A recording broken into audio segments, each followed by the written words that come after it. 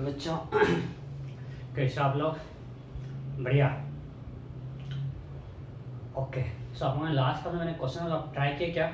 कुछ लोग मुझे भेजे, सही भी भेजे, बट बहुत कम लोग भेजते हैं और लोगों को तो करना नहीं है। मैं हर क्लास में बोलता हूँ बट आप पे कोई फर्क पड़ने वाला है नहीं।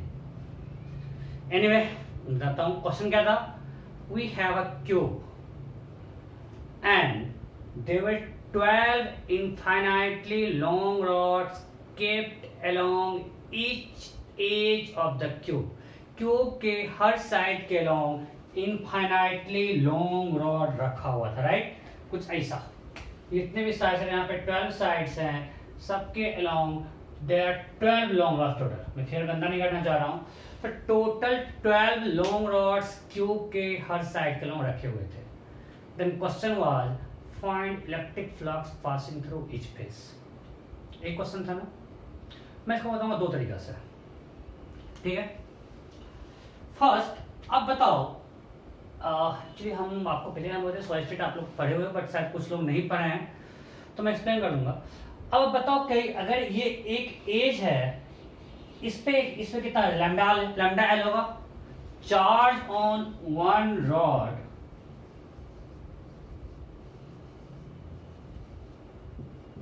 लैम्डा एल, क्योंकि हमने इसका साइड एल दिया था। अब बताओ ये पूरा का पूरा लैम्डा एल इस क्यूब में कंट्रीब्यूट करेगा क्या? नहीं, बिल्कुल अंदर नहीं है, वो इसके एज पे है। सो अब बताओ इसका कितना पार्ट इस क्यूब में कंट्रीब्यूट करेगा? इसका कितना पार्ट इस क्यूब में कंट्रीब्यूट करेगा? इस तरह से सेंटर पे बना के आपको पिछले क्लास में दिखाए थे। दूसरा हम डायरेक्ट कर रहे हैं, मैं उतना नहीं जा रहा हूं। आप देखो कि मान लिए इसके एज पे ये है, रॉड है, ठीक है? अब हमको इसको कंप्लीटली अंदर लाना है, कंप्लीटली लाना है, we can apply Gauss law.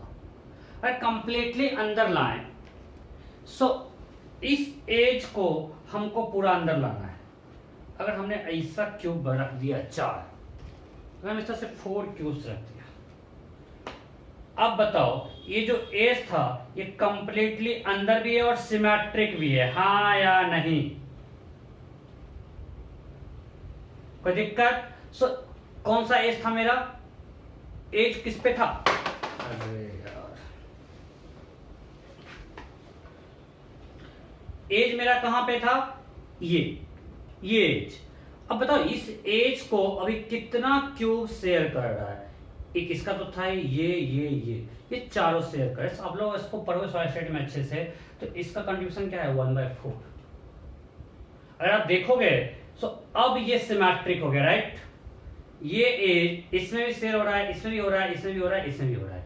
सबको दिखाया था कॉर्नर से होता है 1/8। उस तरह ये कितना शेयर हो रहा है? 1/4। मतलब एक क्यूब में इसका कंट्रीब्यूशन अब ये बिल्कुल बीच में आ गया। अब इस पर टोटल लैम्डा एल है, सिर्फ इस क्यूब पे कितना मानेंगे? लैम्डा एल/4। क्लियर? जो लोग सॉलिड स्टेट पढ़ने के लिए बहुत ही आसान है कि एज पे कुछ भी रखता है, कंट्रीब्यूशन उसका होता है 1/4, फिर सेंटर पे हाफ, क्यूब कॉर्नर पे 1/8। आप लोग पढ़े हो ना? सॉलिड स्टेट में पढ़े हो। जो लोग नहीं पढ़े मैं उनको दिखा रहा हूं कि अगर यहाँ पे ये एज है, ये कितने क्यूब, अगर इसको पूरा हमने कवर कर लिया है, कितने क्यूब में शेयर्ड है? 1 2 3 4।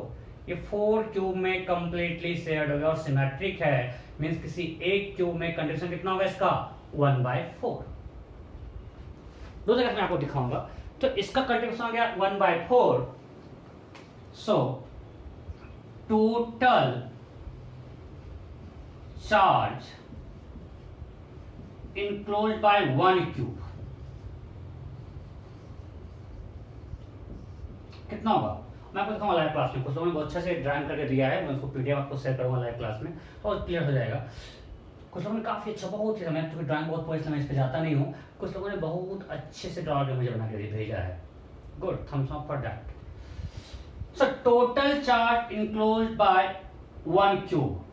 सो एक एज पे आया लैम्डा एल/4, राइट? टोटल 12 एजेस हैं, सो 12 इंटू लैम्डा एल/4 that is equal to 3 lambda L. So cube में इतना चार्ज इंक्लोज है। अब बताओ इस क्यूब के लिए सारा फेस सारा जो उसका हमने पूछा था flux passing through its face, right? तो इसका सारा फेस सिमेट्रिक है कि नहीं? अगर हमने सिमेट्रिक हर एज पे 12 इनफाइनाइट लॉन्ग रखे हैं तो उसके लिए पूरा अगर हम टोटल में देखें तो हर फेस इक्विवेलेंट है कि नहीं? In totality.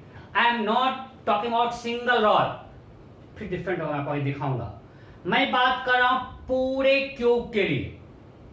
अगर पूरे क्यूब में there are 12 infinitely long rods और कंप्लीट सिमेट्री है भाई, हर साइड सेम है, सारे रॉड इनफाइनाइट हैं, सब पे चार्ज लैम्डा कूलम पर मीटर है, तो देयर इज सिमेट्री। तो सारे फेस से फ्लक्स सेम होना चाहिए, अलग होना चाहिए, टोटल में सेम है। क्यों? इसमें कोई फेस क्यों अलग होगा? जो सब पे लैम्डा कूलम पर मीटर चार्ज है, ये क्यूब नहीं है, क्यूबॉइड दिख रहा है, अगर इसको हम क्यूब माने तो सब पे चार्ज सेम है, सबका साइड सेम है, तो हर फेस सिमेट्रिक है। सो अगर हम टोटल अगर हम बात करें, टोटल के कारण, टोटल जितने भी 12 रॉड्स हैं उसके कारण किसी भी एक फेस से फ्लक्स सेम या अलग अलग? सेम। इससे या तो इससे कम क्यों भाई? हम सिंपल पूछेंगे, ऐसा क्या इसमें ज्यादा इसमें कम है? जब सब हर जगह सेम ही रॉड रखा हुआ है, सेम लेंथ है, तो किसी फेस से ज्यादा फ्लक्स क्यों फ्लो करेगा? कोई कारण नहीं बनता। अच्छा, मुझे इससे याद आया, कुछ लोग doubt sir what is electric flux, हम इलेक्ट्रिक फ्लक्स पढ़ लिए, कैलकुलेट भी कर लिए, बस होता क्या है भाई? सिंपल मैंने वो इसको डिफाइन किया है। जब गॉस ने एक्सपेरिमेंट किया, उसे एक टर्म आया ई डॉट डी है, उस टर्म को उसने बस एक नाम दे दिया इलेक्ट्रिक फ्लक्स। फ्लक्स इसलिए बोला कोई just like flow of electric field lines, right? So ऐसा कुछ कंफ्यूजन होना क्या है? ये एक टर्म हमने डिफाइन कर दिया, ई डॉट डी को एक नाम देना था, नामकरण करना था भाई, कुछ तो नाम रखे, तो नाम रखते हैं इलेक्ट्रिक फ्लक्स। इलेक्ट्रिक फ्लक्स तो नाम रख दिए because just like flow of electric field lines. Clear? So back to this. So अगर हमने 12 रॉड्स को हर एज के लॉन्ग रख दिया तो in totality all faces are equivalent. मैं बार बार भौंक रहा हूं, मैं किसी एक रॉड की बात नहीं कर रहा हूं, मैं इसलिए बोल रहा हूं। देखो मैं क्यों क्वेश्चन देता हूं, जहां मुझे लगता है कि कंफ्यूजन होता है बच्चे को, मैं आपको क्वेश्चन देके छोड़ता हूं, फिर मुझे डिफरेंट सॉल्यूशंस आते हैं, डिफरेंट तरह के डाउट्स आते हैं, उसको मैं अभी इनकॉर्पोरेट करता हूं। सो मुझे डाउट्स आए कि सर हर फेस सिमेट्रिक कैसे है? हाँ, एक रॉड के आपको दिखाऊंगा। अगर हम सिर्फ बात करें इस रॉड के, तो इस रॉड के लिए हर फेस सिमेट्रिक नहीं है। बट अगर हम टोटल 12 रॉड्स को एक साथ लें, 12 रॉड्स हर एज के अलोंग हैं, तो फिर तो हर फेस सिमेट्रिक है भाई। इससे फ्लक्स ज्यादा कम ज्यादा क्यों होगा? सब तो सेम है। हम इधर से देखें, इधर से देखें, सब जगह तो सिमेट्री है। तो in totality total flux through each face will be same. Total flux through each face will be same, will be equal. So electric flux through each phase is equal to 3 lambda L by 6. The total flux, what is total flux? What is total flux passing through Q? Total flux passing through Q. According to Gauss, what is Q enclosed by epsilon naught? What is Q enclosed by each Q? 3 lambda L. So 3 lambda L by epsilon naught. और total 6 face है, plus तो इस face का by 6 कर देंगे, तो that is equal to lambda L by 2 epsilon। ये हमने सिंपल करना को समझाया। Am I clear? वेट मैं आ रहा हूं, जो आप लोगों ने एक बेहतर और बताया है वो मैं बताऊंगा। ये क्लियर है ना? हमने पहले दिखाया कि each एज का कंट्रीब्यूशन क्यूब में 1/4 है। कैसे आपको दिखाया? सॉल्यूशन में और आपको सर दिखाएंगे, पूरा यही सॉल्यूशन मेनली पढ़ना ही होता है, कितना कितना कंट्रीब्यूशन होता है एटम का। सो यहाँ पे इसका कंट्रीब्यूशन 1/4 है, तो एक अगर चार्ज इस पे लैम्डा एल है, तो इस क्यूब के लिए क्या होगा? Lambda L by 4। तो लैम्डा एल बाय 4 टोटल से 12 रॉड्स हैं, तो total charge enclosed by cube is 3 lambda L. अगर टोटल चार्ज 3 लैम्डा एल है, flux passing through this cube will be 3 lambda L by epsilon naught. So through each phase will be divided by 6 because each phase is symmetric. इसको आप अच्छे समझ सकते हो, अगर आपने 4 क्यूब बना लिया तो आपको समझ में आ जाएगा। क्लियर? ओके। अब आते हैं हर रॉड के बारे में देख के करते हैं बात। Okay, charge on each rod is lambda, right? Okay, पहले हम इसकी बात करते हैं।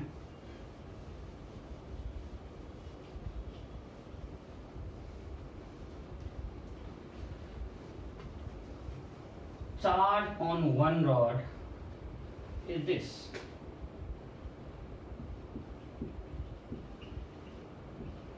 Charge on one rod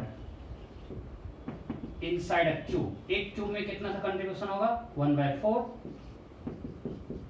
lambda L/4। कोई दिक्कत? अरे 4 क्यूब देखेंगे पूरा आजकल वो रॉड क्लोज हो जाएगा और हर क्यूब उसके लिए सिमेट्रिक होगा, हाँ या नहीं? ओके, सो क्या आ गया? Lambda L/4।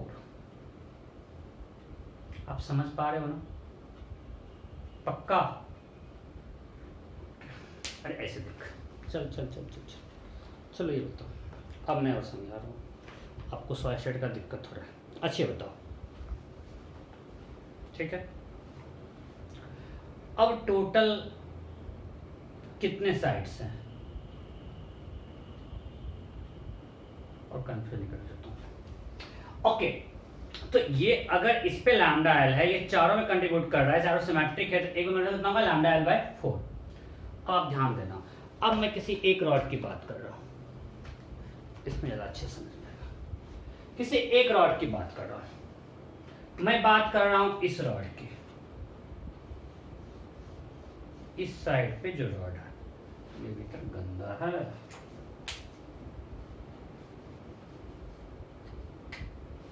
पहले इसको साफ किया जाए, नहीं साफ होगा। एनीवे, सो मैं बात कर रहा हूं इस रॉड की।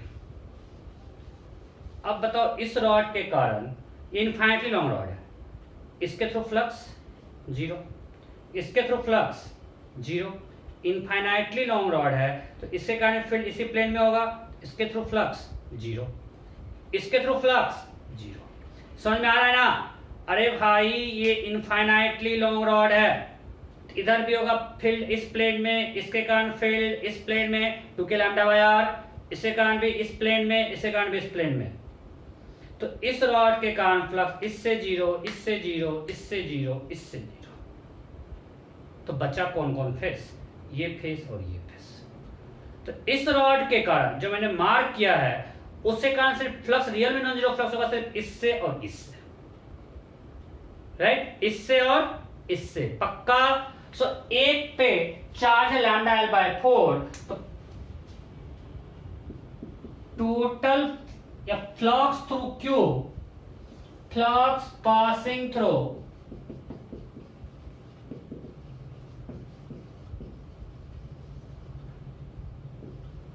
Cube due to one rod, due to one rod, एक पे charge lambda L/4 Q epsilon naught, that is lambda L/4 epsilon naught. So किसी एक रॉड के कारण क्यूब से कितना फ्लक्स पास कर रहा है? Lambda L/4 epsilon. और कितने फेस से जा रहा है? 2 फेसेस से। मैं आपको भी दिखाया कि इस रॉड के कारण इससे फ्लक्स 0, बिकॉज इसके कारण फील्ड इस प्लेन में होगा, इसके कारण फील्ड इस प्लेन में, इसके कारण भी इसी प्लेन में होगा, इसके कारण फील्ड इसी प्लेन में होगा। तो सिर्फ 2 फेस में ये कंट्रीब्यूट कर रहा है। तो flux passing through electric flux passing through each phase due to one rod, that will be lambda L/8 epsilon naught, because ये टोटल क्यूब से जा रहा है और रियल में एक रॉड के कारण फ्लक्स 2 ही फेज से पास कर रहा और 4 फेज में 0 हो गया, तो हो गया lambda L/8 epsilon naught। This is flux passing through each face due to one rod. अब बताओ, किसी एक फेस में, इस फेस में कितना रॉड कंट्रीब्यूट करेगा? ये कंट्रीब्यूट करेगा क्या? नहीं। इसे कारण से फ्लक्स 0, इसे कारण से फ्लक्स 0, इसे कारण से फ्लक्स 0, इसे कारण से फ्लक्स 0। तो ये 4 रॉड इसमें कंट्रीब्यूट नहीं करेगा, बट ये कंट्रीब्यूट करेगा, ये कंट्रीब्यूट करेगा, ये करेगा, ये करेगा। सो इस फेस में ये नीचे वाला 4 रॉड कंट्रीब्यूट करेगा, यस और नो? ये रॉड इसके कारण फील्ड ऐसे होगा, इस प्लेन में ई डॉट डी जीरो, इस रॉड के कारण फील्ड इसी प्लेन में होगा, इसके through flux zero, due to this rod flux of this face is zero, due to this rod flux of this face is zero. So only these four rods will contribute for electric flux through this surface. So एक face में कितना rod contribute कर रहा है?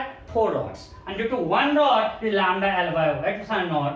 So flux passing through each phase, flux passing through each phase,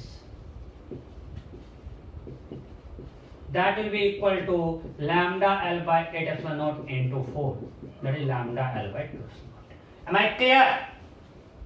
किसी एक rod के कारण एक फेस से इतना फ्लक्स पास कर रहा है और किसी एक फेस में 4 रॉड्स कंट्रीब्यूट कर रहा है. मैंने आपको दिखाया कि अगर हम इस फेस की बात करें तो ये कंट्रीब्यूट नहीं करेगा. ये कंट्रीब्यूट करेगा क्या? नहीं. ये करेगा क्या? नहीं. ये करेगा क्या? नहीं. ये करेगा क्या? नहीं. ये करेगा क्या? नहीं. ये करेगा क्या? नहीं. इसके कारण सिर्फ प्लेन में है. ये रॉड कंट्रीब्यूट करेगा क्या? नहीं. ये कंट्रीब्यूट करेगा क्या? नहीं. सिर्फ ये 4 रॉड, ये और ये कंट्रीब्यूट करेगा. Am I clear? ये कंट्रीब्यूट नहीं करेगा. इसका प्लेन, इसी प्लेन में इलेक्ट्रिक फील्ड होगा. इससे कारण में फील्ड इसी प्लेन में होगा. इससे कारण में फील्ड इसी प्लेन में होगा. इससे कारण में फील्ड इसी प्लेन में होगा. इससे कारण फील्ड इसी प्लेन में होगा. इससे कारण इसी प्लेन में होगा. इनफाइनाइटली लॉन्ग रॉड है तो सिर्फ ये 4 रॉड कंट्रीब्यूट करेगा. टोटल फोर्स होगा lambda bye 8 epsilon into 4, that is lambda L by 2. Clear? Hopefully clear होगा. मुझे कोई डाउट है क्या? नहीं? पक्का? ठीक है. सो अब आगे बढ़ते हैं. काफी टाइम दिया इस क्वेश्चन को एक्सप्लेन करने में. अब मैं आगे बढ़ता हूं.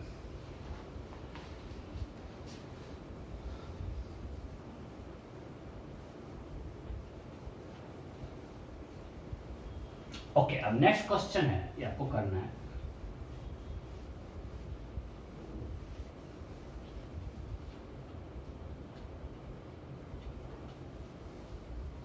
ओके, ध्यान दीजिए. क्वेश्चन क्या है? वी हैव यूनिफॉर्म, एक ऐसा क्यूब रखा हुआ है. चलो, ये एक्स है, ये वाई है और ये जेड. ठीक है, ये ऐसा क्यूब है और इस रीजन में uniform electric field in x direction and E is equal to, it's not uniform, it is non-uniform, E equal to AX plus BI cap. In a region we have electric field along X direction where E is AX plus BI cap, where X is X coordinate of point. X coordinate of point means अगर हमको किसी point पे electric field निकालना है तो वहां का x coordinate low into A into this plus B, where A and B are constant. A and B are constant. Clear? So in a region we have electric field along X having magnitude AX plus B and a cube of side L is kept like this. Clear? एक ऐसा cube रखा हुआ है. अच्छा, ऐसा हो या कुछ भी हो, जरूरी नहीं है कि ऐसा ही क्यों हो. चलो मैं आपको जो क्वेश्चन दिया उसकी बात करते हैं. ऐसा क्यों रखा हुआ है? ठीक है. Now my question is find charge enclosed bye cube.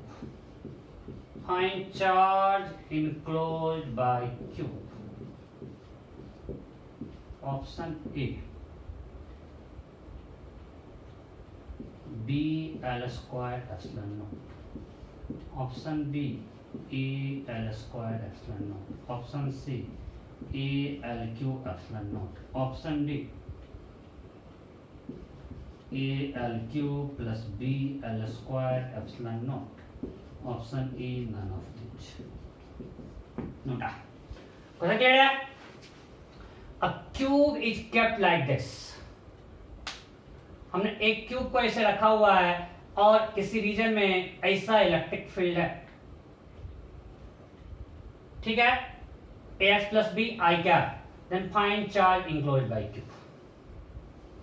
Find charge enclosed bye Q।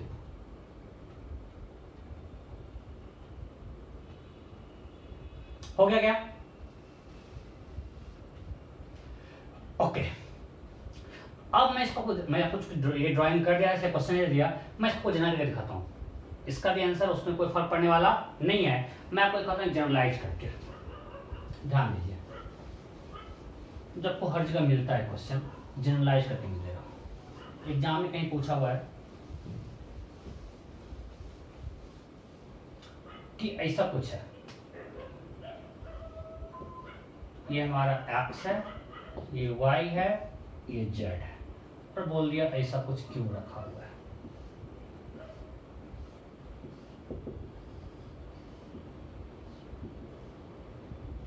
मेरा बहुत गंदा क्यों बना?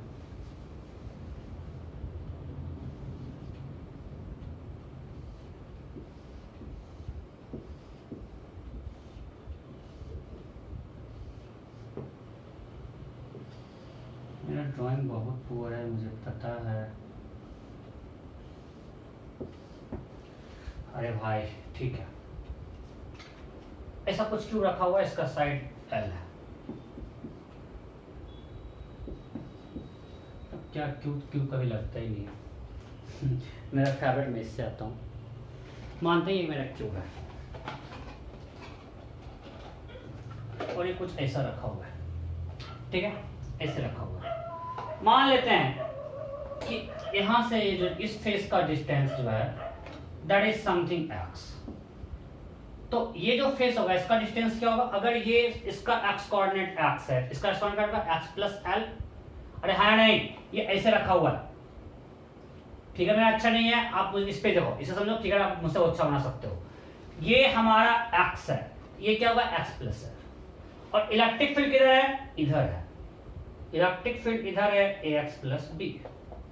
पहला बताओ, अगर इलेक्ट्रिक फील्ड इधर है तो इस फेज से फ्लक्स क्या होगा? जीरो, बिकॉज इधर है, एरिया इधर होगा, तो इससे फ्लक्स जीरो। इस फेज से फ्लक्स क्या होगा?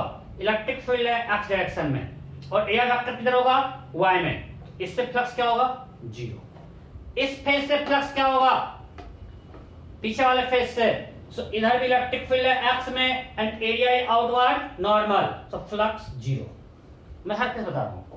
इस फेज से क्या होगा? सो इलेक्ट्रिक फील्ड इधर है x में, and area is minus y, so here flux zero.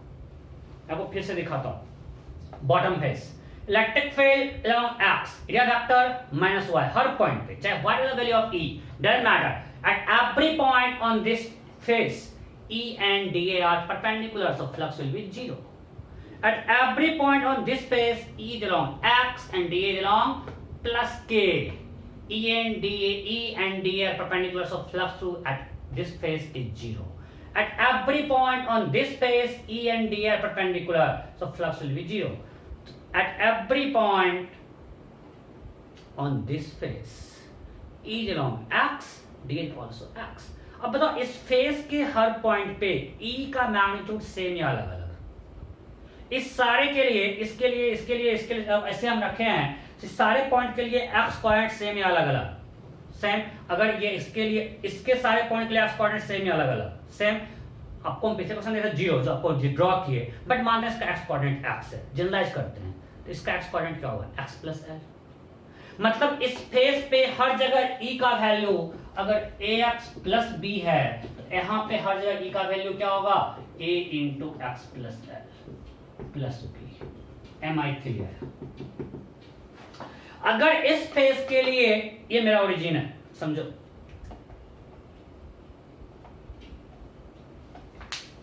ये ओरिजिन है और ऐसा रखा हुआ है, तो इसका डिस्टेंस x है, सारे के लिए x कोऑर्डिनेट तो सेम है ना?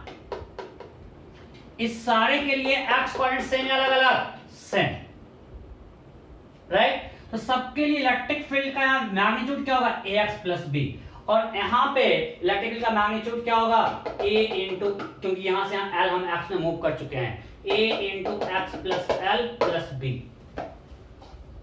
अब यहाँ पे E इधर है, अब हम बात करते हैं इस पे, यहाँ पे E इधर है, और ये एरिया वेक्टर होगा माइनस आई कैप में, आउटवर्ड नॉर्मल। मेरा एरिया इधर होगा और इलेक्ट्रिक फील्ड इधर है, सो E और A में एंगल है 180, सो फ्लक्स इन कितना कर रहा है? सो फ्लक्स इन है minus ax plus B into L square, because इसका area L square.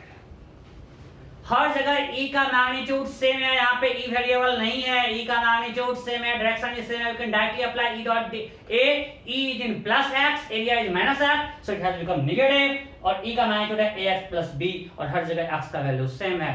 Similarly what is flux out? That will be positive because electric field is plus I में और area vector is plus I में, so it will be A into x plus L plus B into L square, that is equal to AXL square plus AL cube plus BL square is equal to minus AXL square plus BL square. Now what is net flux? दोनों अगर add करेंगे ये cancel क्या होगा? AL cube. This is net flux.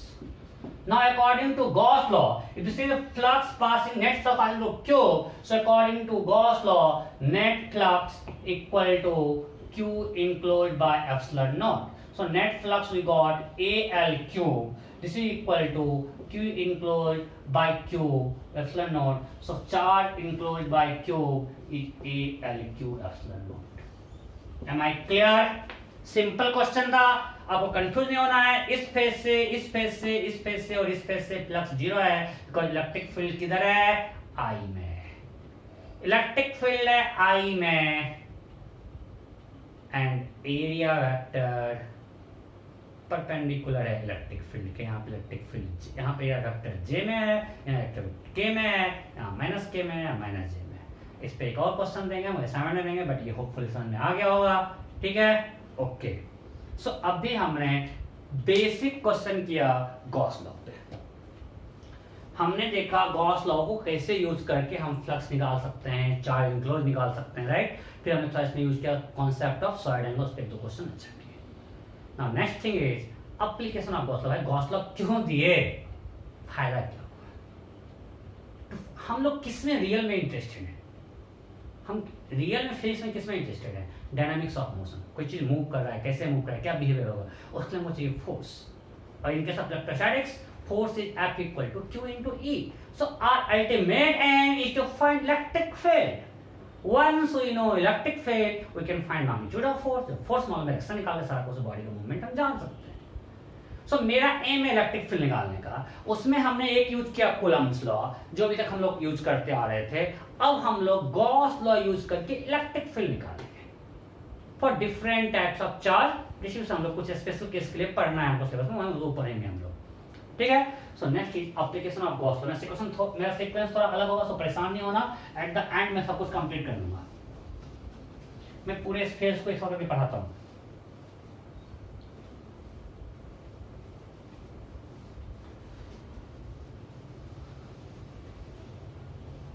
Next क्या है? Application of Gauss law.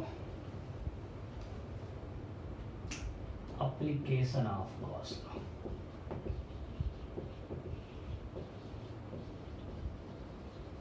So now we'll use Gauss law to find electric field for different types of charge configuration.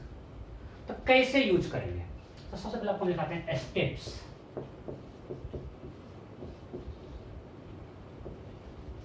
For using Gauss law to calculate electric field, हमको कैसे करना? बिल्कुल simple है, मैं आपको कोई कंफ्यूजन होगा ही नहीं। हम बिल्कुल हमेशा इस स्टेप्स को फॉलो करेंगे, कभी कोई कंफ्यूजन नहीं होगा। हमें गॉस लॉ अप्लाई करना है, तो उसके लिए हमको सबसे पहले क्या चाहिए? Gaussian surface, right. If you have to apply Gauss law, first we need Gaussian surface. जैसे एक सिंपल एग्जांपल लेते हैं।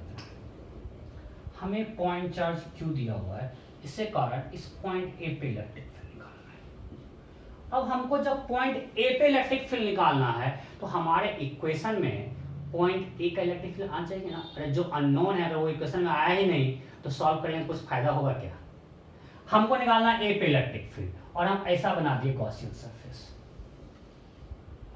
वो ए से पास नहीं किया। अब हम इसके लिए लिखेंगे, इस सरफेस के लिए E dot D equal to Q enclose by epsilon, लिख दिए। कुछ भी बना दिया सरफेस, हमने कुछ भी बना दिया।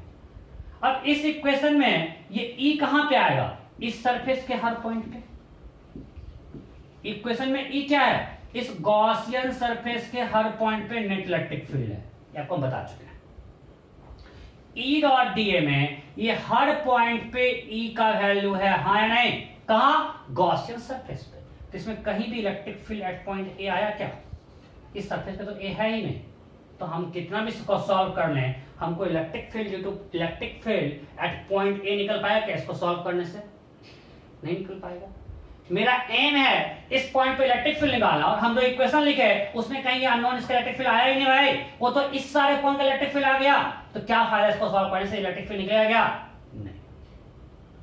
सो हमारे इक्वेशन में वो अननोन आना चाहिए। So our Gaussian surface must pass through point A. अगर हमने इससे पास करवा के बनाया होता कुछ ऐसा भी सरफेस, अब हमारे इक्वेशन में कहीं ना कहीं, जैसे हम इस पे पूरे सरफेस पे ई डॉट डी लिखेंगे तो इसका भी तो ई भी आएगा ना, यहाँ का ई डॉट डी यहाँ का ई डॉट डी यहाँ का ई डॉट, अब बहुत सारा पॉइंट है, बट इस पॉइंट का भी तो ई आया मेरे इक्वेशन में। बट अगर हम सरफेस 1 पे लिखना शुरू किए, तो पिछले क्लास में मैंने एक टोटल चार्ज गलत लिखा था, जब हमने चार्ज दे रहे थे अलग अलग गॉसियन सरफेस, उसमें निकाले थे फ्लक्स, उसमें I think flux and surface 4 हमने चार्ज को गलती से गलत ऐड कर दिया था, अब चेक कर लेना लास्ट क्लास में। सो यहाँ पे हम जब इसके लिए सरफेस 1 के लिए गॉस लॉ लिखे, इसमें कहीं इलेक्ट्रिक फील्ड पॉइंट ए नहीं आया। जब हम इसके लिखेंगे गॉस लॉ, तो इसमें इलेक्ट्रिक फील्ड एट पॉइंट ए भी आ रहा है, और सारे पॉइंट का भी आएगा, ये पॉइंट सी है, डी है, बट एटलीस्ट ये तो आ रहा है, मतलब हमारे पास चांस है, अगर हम सॉल्व करें तो हमको ये निकल सकता है। मतलब हम जब भी गॉसियन सरफेस ड्रॉ करें, it must pass through point at which electric field has to be calculated. Am I clear? हमें जिस पॉइंट पे इलेक्ट्रिक फील्ड निकालना है उस पॉइंट से पास करेगा, तभी हमारे इक्वेशन में वो अननोन आ पा रहा है। तो step 1, draw Gaussian surface passing through point at which electric field has to be calculated. First क्या है? Draw Gaussian surface passing through point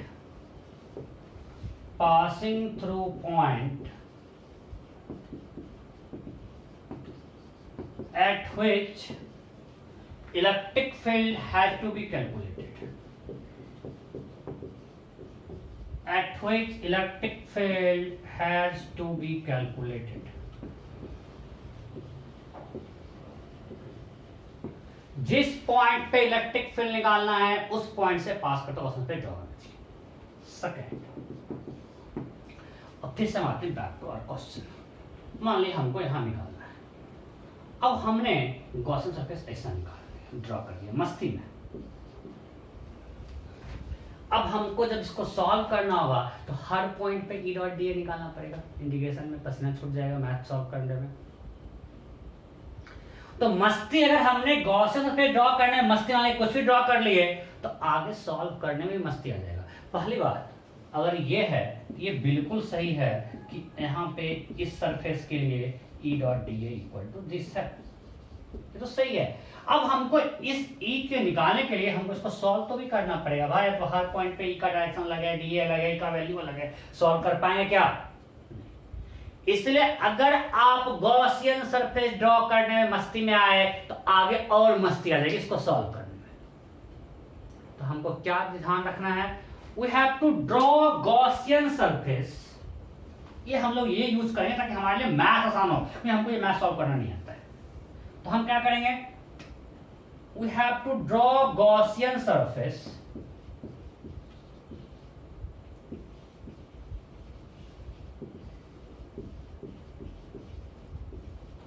such that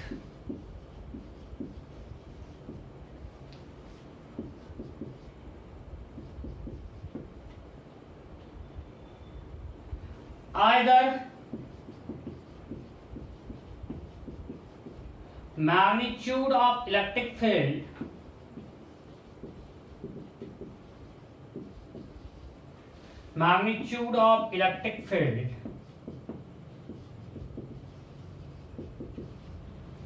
is same everywhere or E dot d a is 0। देखो मैं फिर से भौंकता हूं, आप कोई भी गॉसियन सरफेस ड्रॉ कर लो, गॉस लॉ वैलिड है। Gauss law is valid for all type of surfaces. आप कैसा भी गॉसियन सरफेस ड्रॉ कर लो, गॉस लॉ वैलिड है, गॉस लॉ में कोई दिक्कत नहीं है।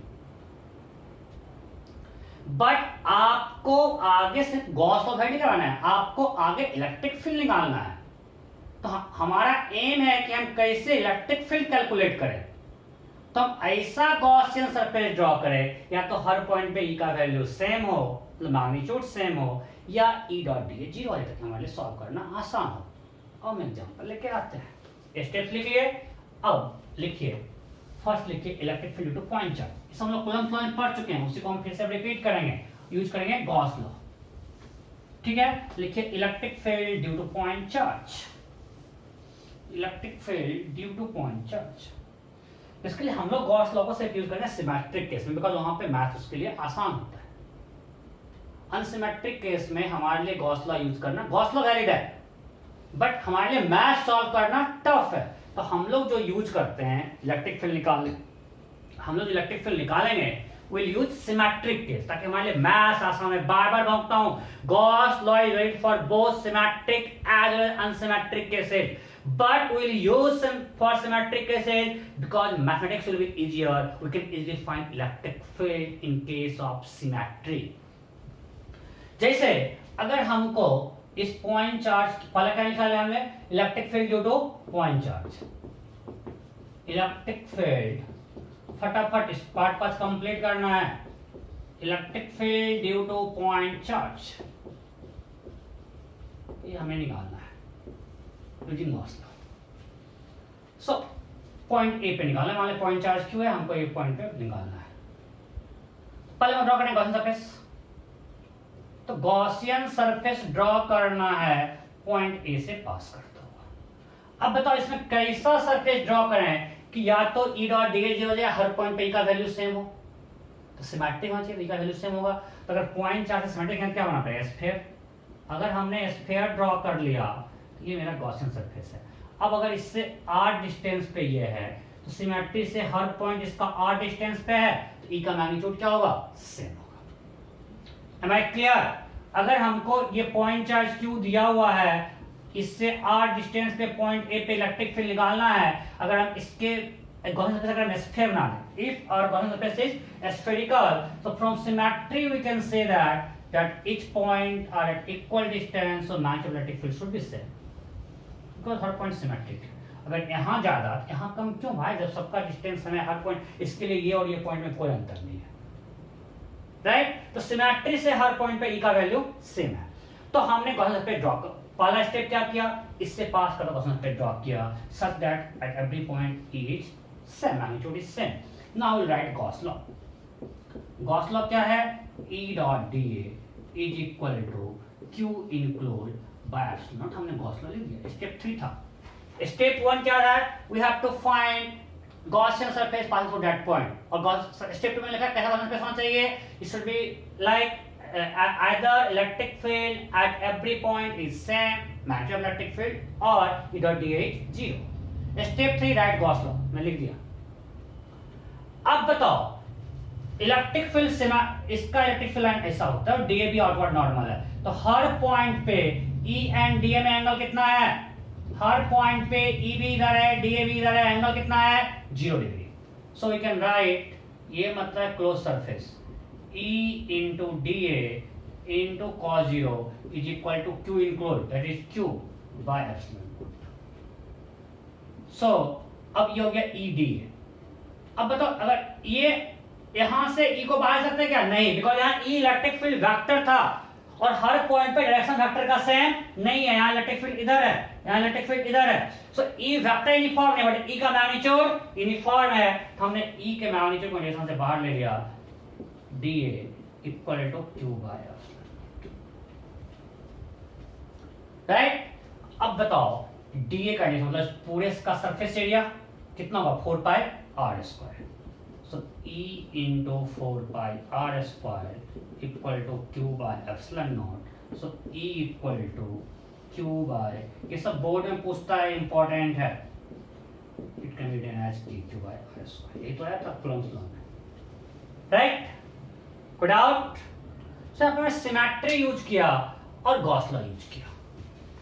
हमको पॉइंट, मैं फिर से रिपीट कर रहा हूं, मैं आगे बार बार करूंगा और हर जगह रिपीट नहीं करूंगा। मैं भी लास्ट टाइम बोल रहा हूं कि हमको जिस पॉइंट पे इलेक्ट्रिक फील्ड निकालना है उस पॉइंट से पास करता हूं, गॉसियन सरफेस ड्रॉ कर लिया, और you have to draw Gaussian surface such that either electric field magnitude is same everywhere और ई डॉट डी जीरो। हमने सर ड्रॉ किया है कि हर पॉइंट पे ई का मैग्नीट्यूड सेम है। कैसे बोल रहे हैं सेम है? तो सिमेट्री है भाई, इस चार्ज के रिस्पेक्ट में हर पॉइंट इक्विवेलेंट है, किसी पे कम ज्यादा क्यों होगा, सिमेट्री से बोल पा रहे हैं।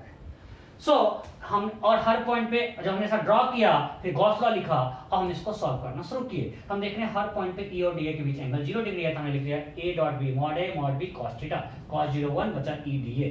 अब e को हमने बाहर ले लिया क्योंकि हर जगह e का मैग्नीट्यूड सेम है, सॉल्व कर दिया। Clear?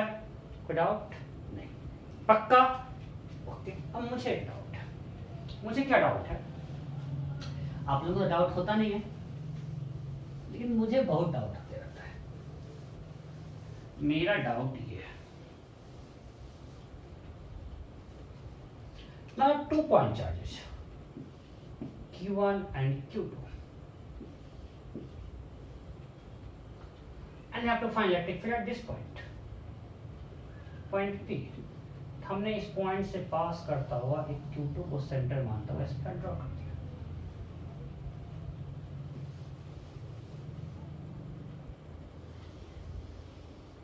We have to find electric field at point P, here is q2। ये डिस्टेंस r दिया हुआ था इससे। क्वेश्चन क्या था? You have 2 points are q and q2 like this and find electric field at point P। तो step 1 draw कर दिया हमने, गॉस लॉ उस पर गॉस सरफेस उस पॉइंट P से पास करता हुआ, सिमेट्रिक देख के हमने स्प्लिट। अब हम लिखते हैं for this surface Gauss law, Q enclose क्या है, q2 बाय एप्सिलॉन नॉट। फिर लिखते हैं जो पिछली बार किए थे E into D A into cos 0, this is equal to q2 by epsilon not.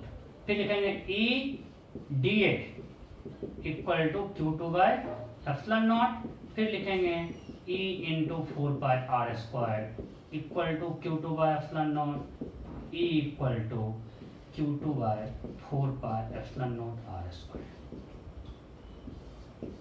कोई दिक्कत? किसी को डाउट है क्या? सो मेरा E क्या आ गया, q2 by 4 pi epsilon naught r square. कोई डाउट नहीं?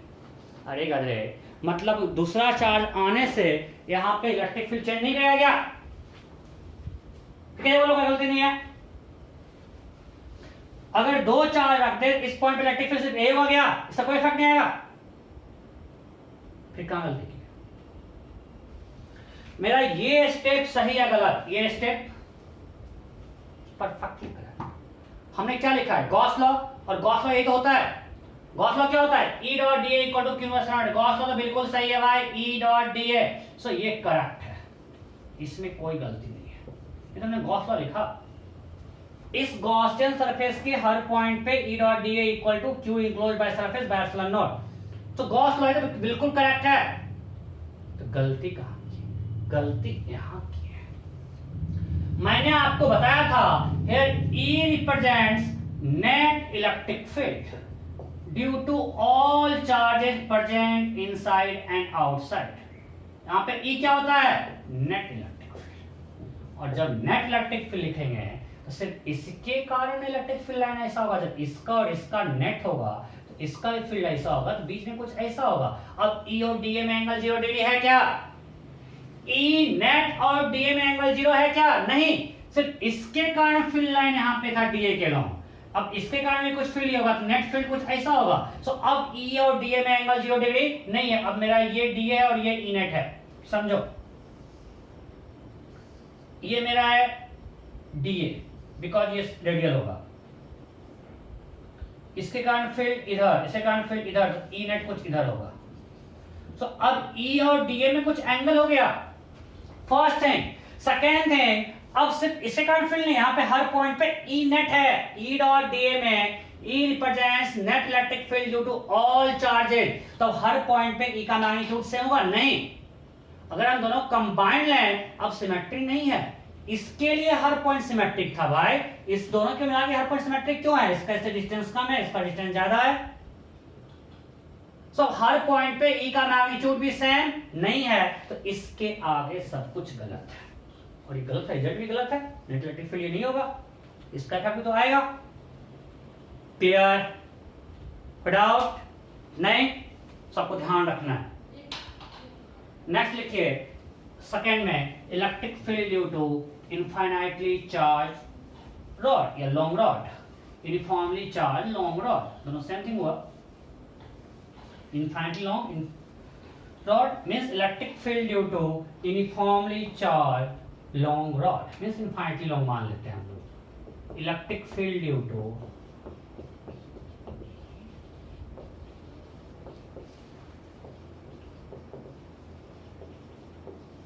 uniformly charged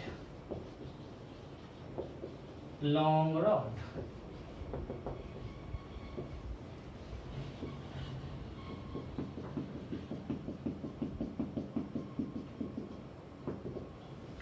They have a long rod and you have to find electric field at point A. अब बताओ इसमें कैसा गॉसियन सरफेस ड्रॉ करना चाहिए कि सिमेट्री रहेगा, इतना आपको आइडिया है। अगर ये रॉड है, स्फीयर बनाएंगे, इसके लिए सिमेट्री रहेगा क्या? नहीं। क्या रहेगा? Good, cylinder, right. सो हमने सिलिंड्रिकल गॉसियन सरफेस ड्रॉ कर दिया।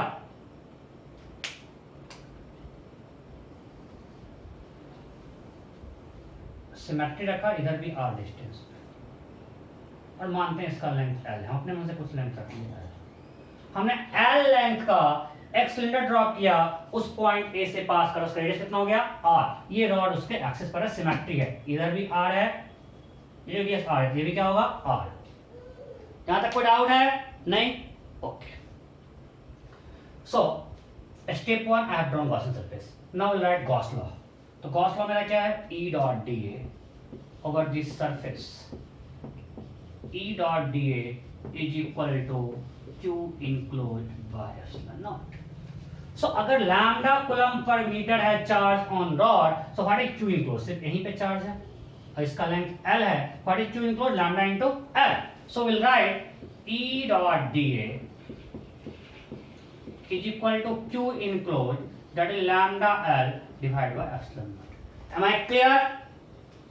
E dot dA equal to charge enclose. So अगर इसका लेंथ L है और चार्ज है लैम्डा कूलम पर मीटर, सो कितना चार्ज है इसके अंदर? Lambda L. So E dot dA equal to Q equal to lambda L by epsilon naught. यहां तक कोई डाउट है क्या? नहीं। अब हमने इस पूरे सिलेंडर पे गॉस लॉ लगा दिया और हमें मिला E dot dA is equal to lambda L by epsilon not.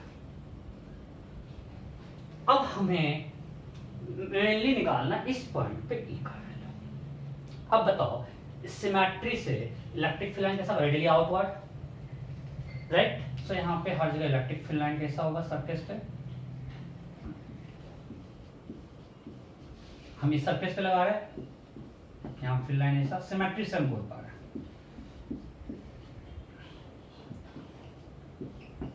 कोई दिक्कत? Electric field lines are radially outward. So अब आप बताओ यहां पे E इधर है और DA इधर है, तो फ्लैट सरफेस पे E डॉट DA क्या होगा? 0। सिलेंडर में DA ऐसा ही होगा ना, और कर्व सरफेस पे E और DA में क्या एंगल होगा? 0 डिग्री। कोई दिक्कत है क्या? नहीं? पक्का? देखो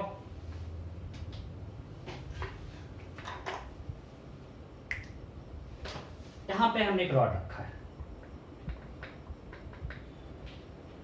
अब इसके कारण अगर सिम देखेंगे हर जगह इलेक्ट्रिक फील्ड क्या रेडियली आउटवर्ड। सो अगर रेडियली आउटवर्ड देखेंगे तो फ्लैट सरफेस पे ये इस प्लेन में इलेक्ट्रिक फील्ड लाइंस है और एरिया वेक्टर इसके परपेंडिकुलर होगा outward normal. Similarly on this surface also dA is outward normal and is radially outward, और यहाँ पे radially outward E भी है dA भी है curved surface पे।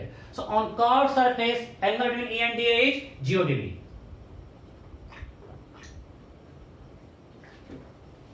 Am I clear? And on flat surface angle between E and dA is 90 degree। So flat surface पे E dot dA क्या हो गया 0। इसको मैं दो पार्ट में बांटता हूं, लिखता हूं E dot D A on flat surface plus E dot D A on curved surface.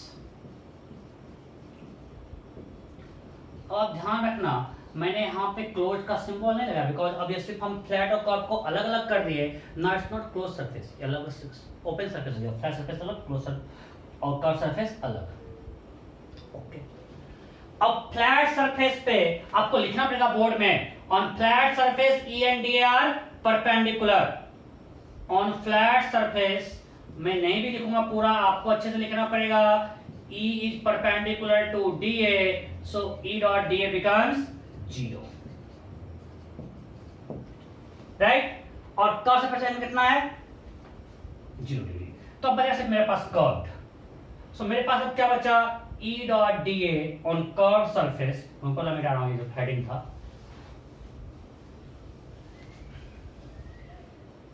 Now we have E dot D ए।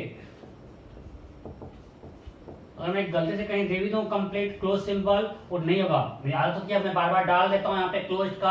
आपको ध्यान रखना सिर्फ सिलेंडर में क्लोज था, अगर हम फ्लैट का अलग कर दिए क्लोज नहीं होना चाहिए। मैं कहीं गलती कर सकता हूं, आपको अवॉइड करना है। That is equal to lambda L by epsilon naught। अब सिमेट्री से बताओ इस कर्व सरफेस पे सारे पॉइंट का डिस्टेंस सेम है तो E का मैग्नीट्यूड सेम है, अलग अलग मैग्नीट्यूड सेम और E और D में एंगल 0 डिग्री। सो अब मैं लिखता हूं E into DA into cos 0 is equal to lambda L by epsilon naught। अब E का मैग्नीट्यूड हर जगह सेम है, सो बचा क्या DA cos 0 तो 1 हो गया, integration of DA this is equal to lambda L by epsilon naught। अब बताओ इसका कर्व से बचेगा सिलेंडर का 2 pi RL, so will write E into 2 pi RL equal to lambda L by epsilon naught। L got cancelled, so we got E equal to lambda by 2 pi epsilon, ये तो होता था 2k lambda by R due to long rod. मिल गया, good out. So now I have to get electric field due to long uniformly charged rod using Gauss law.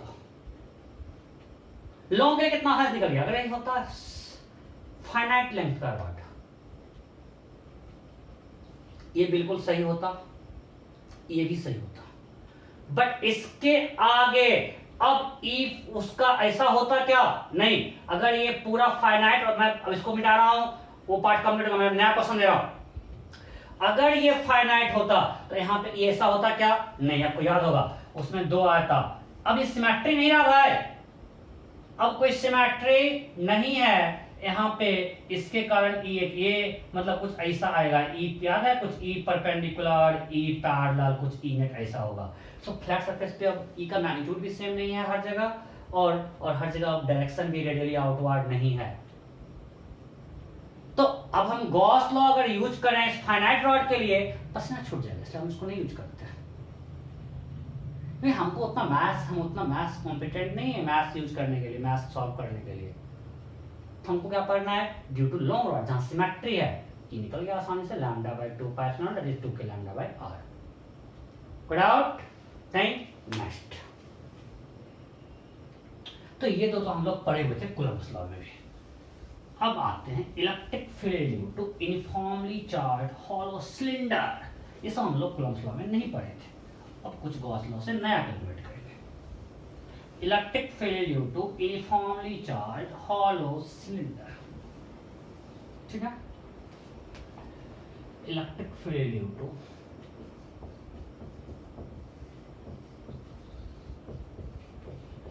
uniformly charged hollow cylinder.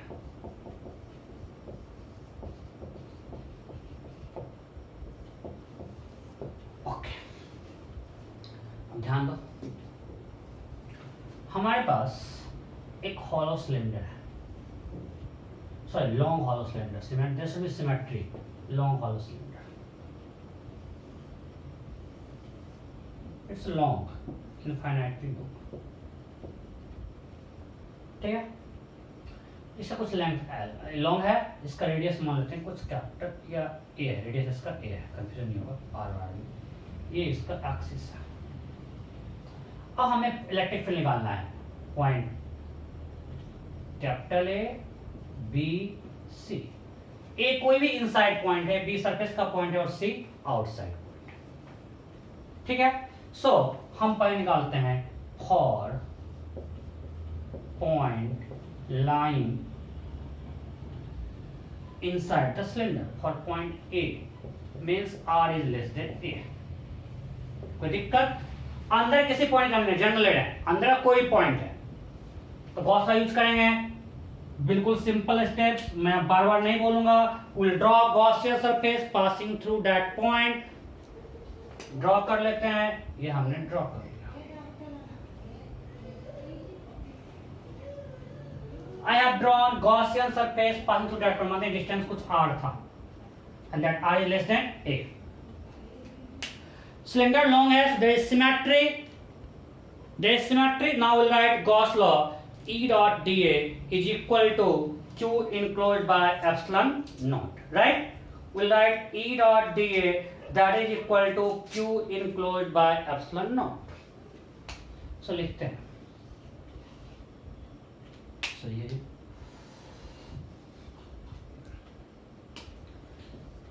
Gauss law लिखते हैं. E dot dA is equal to Q enclosed by epsilon naught. Okay.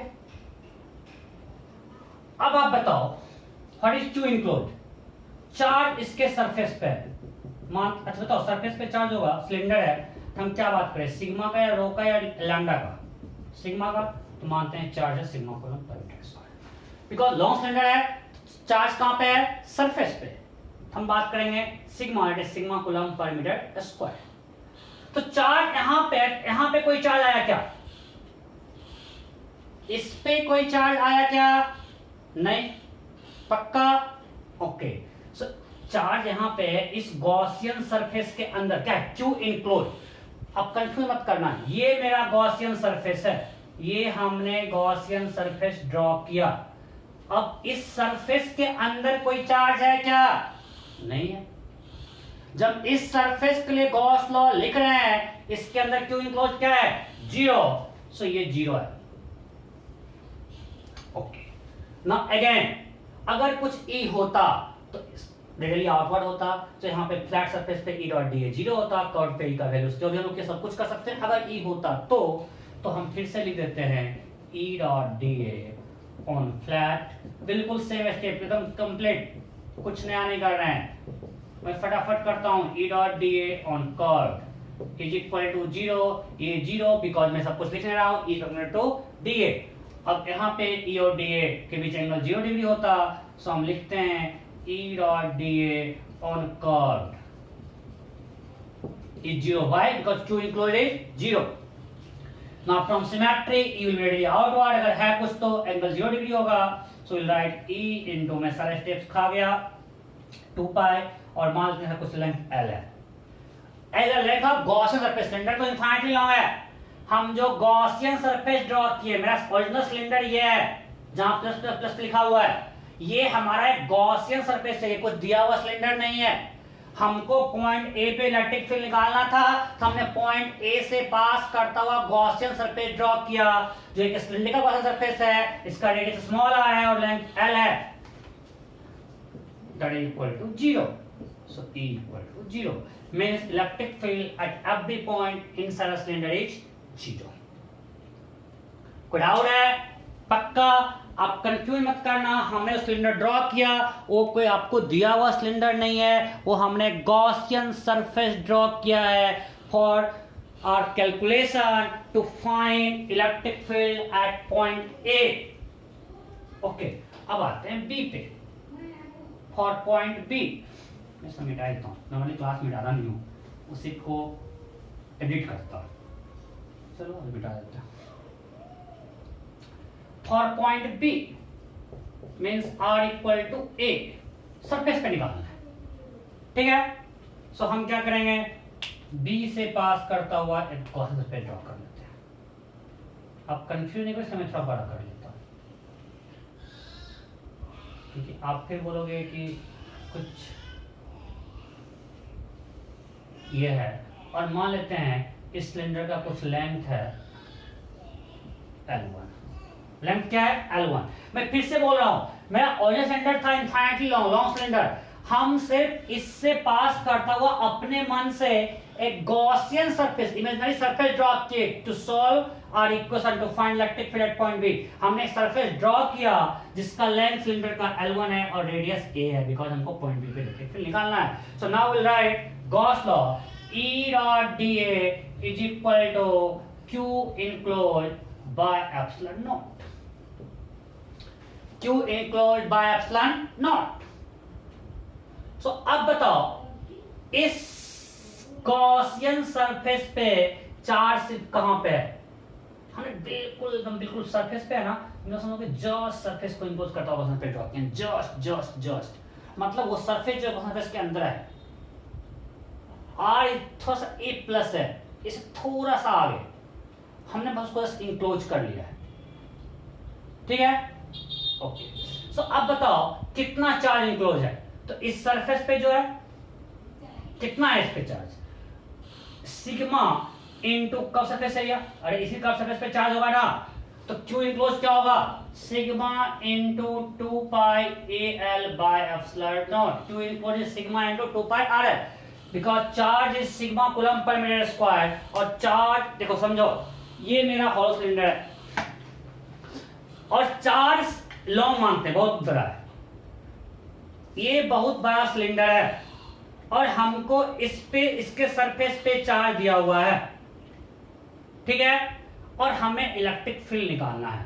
पहले कहां निकालना था? किसी inside point पे. तो हमने क्या किया था? पहले मैंने किया था उसके उस पॉइंट से पास करता हुआ एक गॉसियन सरफेस ड्रॉ किया.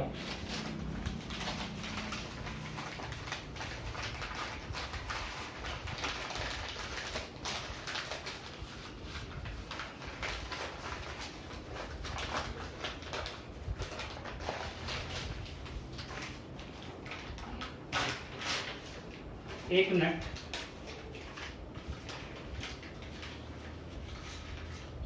आप लोग कुछ कंफ्यूज नहीं करो, मुझे इसलिए सब करना पड़ता है.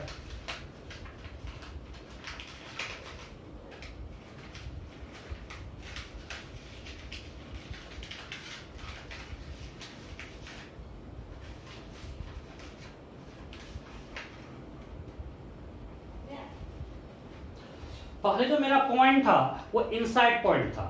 तो हमने क्या किया, मान लीजिए कि पॉइंट ए इस पेपर के सरफेस पे था. हमने उस पॉइंट से पास करता हुआ, मेरा पेपर है गॉसियन सरफेस है, जो मेरा पेपर टाइप जो सिलेंडर है दैट इज गॉसियन सरफेस. ये रियल मेरा चार्ज सरफेस पे है. रियल जो आपको दिया हुआ ये लॉन्ग सिलेंडर है, इस पे सरफेस पे चार्ज है और हमको कोई पॉइंट ए जो जाता उससे हम पास करता हुआ ये हम सिलेंडर ड्रॉ किया जो मेरा पेपर का सिलेंडर है. तो इस बताओ इस सिलेंडर जो पेपर सिलेंडर के अंदर कोई चार्ज है क्या? नहीं, जो चार्ज सरफेस पे. तो Q इक्वल क्या था? 0.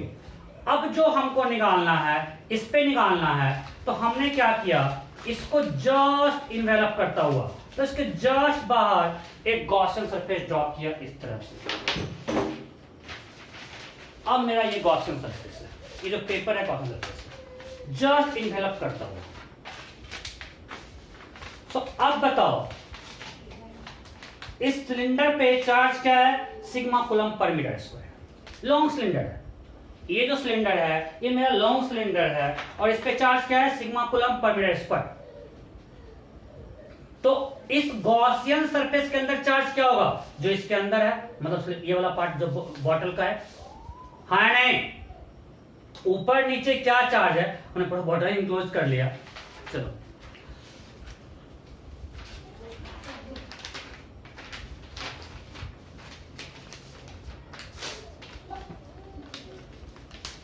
या ऊपर नीचे क्या चार्ज है उससे कोई मतलब नहीं है। अब ये चार्ज इसका गॉसियन सरफेस के अंदर नहीं है, इसके अंदर मींस ये लेंथ अगर हमने L1 लिया, हमने यही L1 लिया है, ये पेपर का जो हमने सिलेंडर यहाँ पे ड्रॉ किया है, इस तरह से जो गॉसियन सरफेस ड्रॉ किया है, इसके लिए क्लोज गॉसियन सरफेस है, यहाँ पे भी एक सरफेस है, नीचे भी एक सरफेस है, ये क्लोज है। इस पे इसके अंदर चार्ज क्या है, जो बॉटल का पार्ट जिससे कवर्ड है, मतलब ये एरिया कवर्ड एरिया, इसका लेंथ कितना है L1 और रेडियस कितना है A, जो बॉटल का रेडियस है वो इस बॉटल का रेडियस है, बिकॉज़ जस्ट बाहर है। तो चार्ज कितना होगा, sigma into this area of this paper. बताओ इसका अभी इसका एरिया कितना होगा, covered area of this bottle, yes or no, that is sigma into 2 pi AL. Am I clear? So charge enclosed is this. यहां तक कोई डाउट है नहीं? So now we'll write again E dot dA on flat surface. देखो गलती कर दिया ना, E dot dA on flat plus E dot dA on curved is equal to sigma into 2 pi AL by epsilon naught. Right? Again on this part, this E dot dA on flat surface is 0 because E and D are perpendicular, मैं बार-बार बोल रहा हूँ। यहाँ पे E और D में angle 0 degree है, so we can write integration of E into dA into cos 0 on curved surface is equal to sigma into 2 pi AL by epsilon naught. अगर सिमेट्री से हर जगह पे E का मैग्नीट्यूड सेम होगा, हमने E को बाहर ले लिया, integration of dA is equal to sigma into 2 pi AL by epsilon naught E। अब dA यहाँ किसका एरिया है, इसे एरिया ऑफ गॉसियन सरफेस, हाँ या नहीं, आपको ध्यान रखना। यहाँ Q इनक्लोज में लिए इसका कितना पार्ट था, ऑल्दो यहाँ पे दोनों सेम है, तो एरिया ऑफ गॉसियन सरफेस हम लोग किस पे लगा रहे हैं, dot DA on Gaussian surface. तो इस सरफेस का भी एरिया कितना है, इसका curve area again 2 pi AL, 2 pi AL, yes और no, equal to sigma into 2 pi AL by epsilon naught. 2 pi AL got cancelled, so what is E becomes sigma by epsilon naught on surface। अब ध्यान दो, इस पे charge किसी L length में charge enclose क्या हुआ, charge enclose bye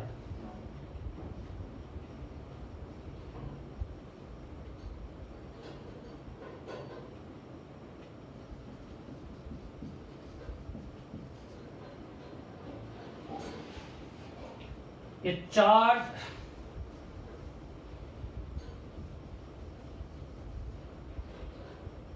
on L length of cylinder. अगर सिलेंडर का हम L लेंथ पर कितना चार्ज होगा, on L length of cylinder is equal to sigma into 2 pi AL।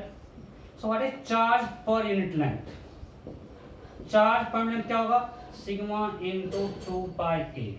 अरे हाँ नहीं, that is sigma into 2 pi A, तो ये हो गया लैम्डा।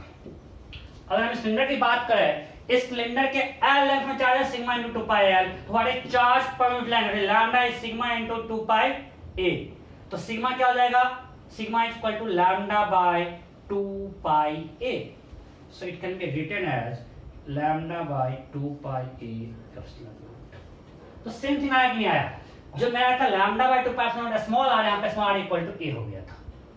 जो मेरा रॉड इनफाइनाइटली लॉन्ग रॉड का क्या आया था, अब भी जो निकाले थे पिछले केस में, इनफाइनाइटली लॉन्ग रॉड का इलेक्ट्रिक फील्ड क्या था, lambda by 2 pi epsilon naught R, यहां पे R इक्वल टू क्या हो गया A, कहां से डिस्टेंस। मैं इसको समराइज करूंगा, इस समझ में आया ना। सरफेस पे है, सरफेस को इंपॉर्टेंट नहीं है, वो हर किसी से निकाल सकते हैं, आउटसाइड से भी निकाल सकते हैं इसको। ये पार्ट क्लियर है? अच्छा इसमें दिक्कत है, यहां तक कोई दिक्कत नहीं है, सिग्मा बाय एप्सिलॉन नॉट। हमने बोला अगर हम सिलेंडर का इस सिलेंडर का अगर एल लेंथ कहीं भी लेते हैं, कोई भी एल लेंथ, इसका रेडियस ए है, तो एल लेंथ में कितना चार्ज होगा? Charge point area into area of curve surface, because curve surface पे सिर्फ चार्ज है, तो ये क्या हो गया सिग्मा इनटू 2 पाई एल। तो charge enclosed by L length is sigma into 2 pi L. So what is lambda, charge point length q by L, L को इधर ले आए बचा सिग्मा इनटू 2 पाई ए, तो लैम्डा हो गया sigma into 2 pi A. What is sigma, that is lambda by 2 pi ए। बस यहां पे सिग्मा पुट कर दिए, ये आ गया लैम्डा के टर्म में। अगर पॉइंट आपको दिया cylinder contains point charge lambda, electric field का होगा lambda by 2 pi A epsilon naught on the surface. Electric field at the surface of cylinder is lambda by 2 pi A epsilon naught. Now for point C, r is greater than a, बाहर के point के लिए, for outside point. Now I have to find electric field for at outside point। मैं फिर से draw करता हूँ, figure गंदा हो गया है। आउटसाइड कोई पॉइंट है जो कि सिलेंडर से सिलेंडर के एक्सिस से r डिस्टेंस पे है। ये मेरा सिलेंडर है, इनफाइनाइटली लॉन्ग सिलेंडर है, ठीक है। This is infinitely long cylinder, ये उसका एक्सिस है। This is point C. Point C lie at r distance from the axis of cylinder. ध्यान रखना डिस्टेंस r किससे दिया हुआ है? सिलेंडर के एक्सिस से। हमको इस पॉइंट सी पे इलेक्ट्रिक फील्ड निकालना है, ठीक है, ओके। हम पॉइंट सी से पास करता हुआ गॉसियन सरफेस एक ड्रॉ किया।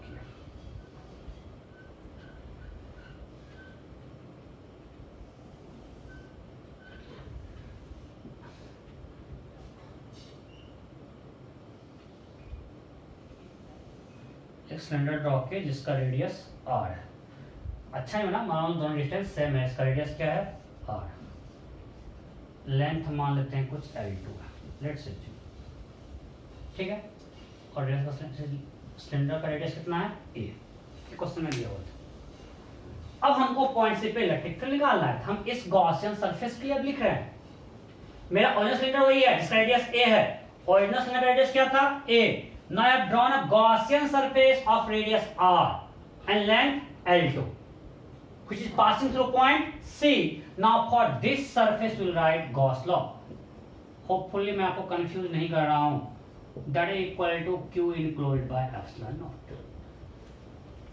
अब समझो कि मेरा फिर से वही सिलेंडर है और पॉइंट इसके बाहर है, हम उस पॉइंट से पास करता हुआ एक गॉसियन सरफेस ड्रॉ कर रहे हैं।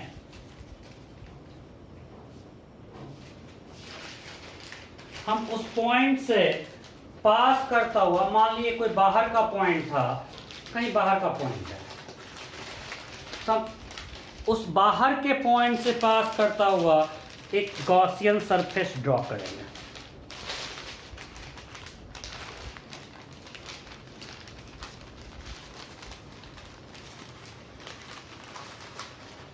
ये जो हमने ब्लू से बनाया वो ये मेरा पेपर का गॉसियन सरफेस है, वो बाहर किसी पॉइंट से पास करता हुआ स्पॉटल को इंक्लोज करता हुआ ऐसा, राइट।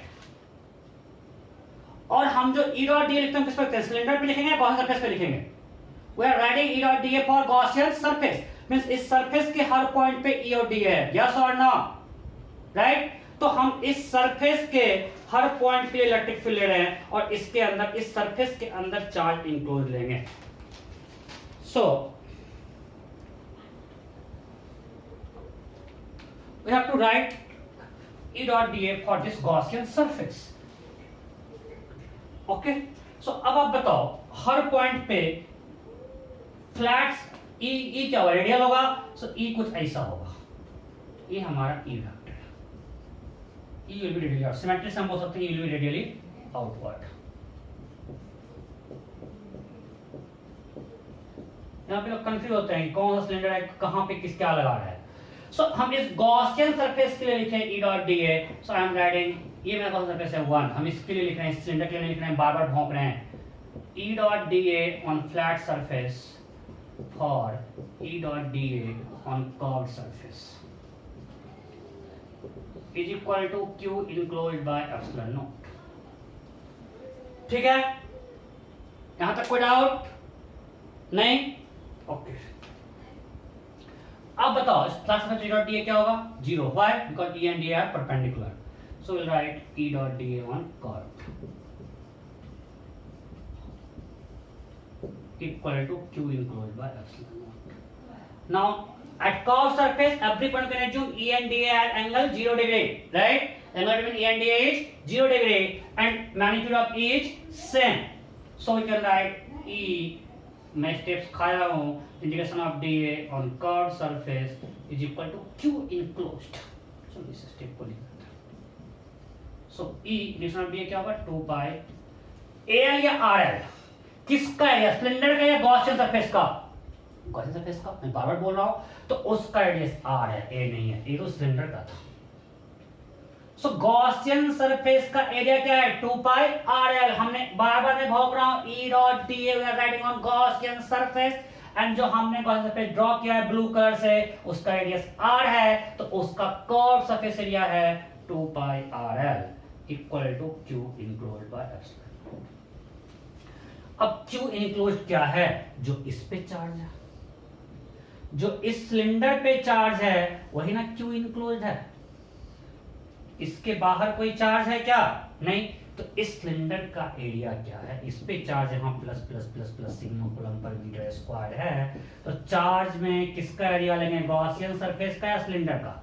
चार्ज किस पे है? सिलेंडर पे, इस बॉटल पे, इस पे चार्ज है। तो इसके बाहर जो हमने पेपर बनाया था, हम पेपर का सिलेंडर बनाया था, तो हमको इस पे निकालना है कितना चार्ज है, वही तो इसके अंदर इंक्लोज चार्ज है, इसके बाहर कोई चार्ज नहीं है। तो इसका, इसके सिर्फ सरफेस पे चार्ज है, इसका एरिया कितना है? 2 पाई A इंटू एल। इस पे चार्ज कितना है? इस L2 लेंथ में, अगर हमने लेंथ यहाँ L2 लिया है, इसको L2 करेंगे और L2 लेंथ में चार्ज कितना होगा? Q enclose will be sigma into 2 pi A L2, because इस सिलेंडर का रेडियस A है। हमको सिलेंडर पे चार्ज निकालना, उसके सरफेस पे कितना चार्ज है, वही है Q इनक्लोज्ड। चार्ज किस पे? उस बॉटल पे, उस बॉटल का रेडियस कितना है? A, तो उस पे कितना चार्ज है? Sigma into 2 pi A L2, because हमने लेंथ लिया है L2। इस L2 लेंथ के अंदर इस पे कितना चार्ज है? By epsilon naught 2 pi L2 got cancel. So E equal to sigma by sigma into A by epsilon naught R। Am I clear? और अभी निकाले थे sigma equal to lambda by 2 pi, अभी निकाले थे ना, उसको यहाँ पे पुट कर देते हैं, उसको यहाँ पे पुट करते हैं। तो मेरा E क्या आया है? Sigma A by epsilon naught R, it can be written as sigma is lambda by 2 pi. अभी निकाले थे पिछले केस में, so lambda by 2 pi A into A by epsilon naught R। So again आ गया lambda by 2 pi। Means for outside point, this long hollow cylinder can be treated as uniformly charged rod kept at its axis। R किससे distance है? Axis से, है नहीं? तो अगर बाहर के इस हॉलो सिलेंडर के बाहर एक ऐसे पॉइंट पे इलेक्ट्रिक फील्ड निकालना है, आप मान लो कि इसके एक्सिस पे एक यूनिफॉर्मली चार्ज रॉड लगा हुआ है जिसका चार्ज पर लेंथ लैम्डा है, और लैम्डा क्या है? सिग्मा बाय 2 पाई है। लैम्डा क्या है? सिग्मा बाय 2 पाई है। मतलब for outside point this uniformly charge hollow cylinder can be treated as uniformly charge long rod kept at its axis. Am I clear? Okay, अब मैं इसको मिटा रहा हूं। सो हमें क्या क्या मिला? अगर हमारे पास यूनिफॉर्मली चार्ज हॉलो सिलेंडर है, तो अंदर के हर पॉइंट पे इलेक्ट्रिक फील्ड 0। अंदर के अगर हम प्लॉट करें E versus R, E is measure of electric field and R is distance of point from axis। R क्या है? Distance of point from axis। ये सिलेंडर के एक्सिस से डिस्टेंस है, बार बार मैं बोल रहा हूं। तो अंदर के पॉइंट पे electric field zero, discontinuity. Just surface पे क्या आ गया था, सरफेस पे कितना आया था, सिग्मा बाय एप्सिलॉन नॉट। यहीं पे देखो R equal to A cut जाएगा। यहाँ क्या आया था, sigma by epsilon naught just surface पे, और उसके बाद 1 बाय आर से डिवाइड किया, इनफिनिटी जाके फिर जीरो होगा।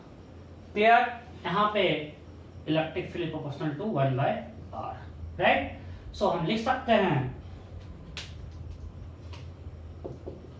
For outside points long uniformly charged hollow cylinder can be treated as long uniformly charged rod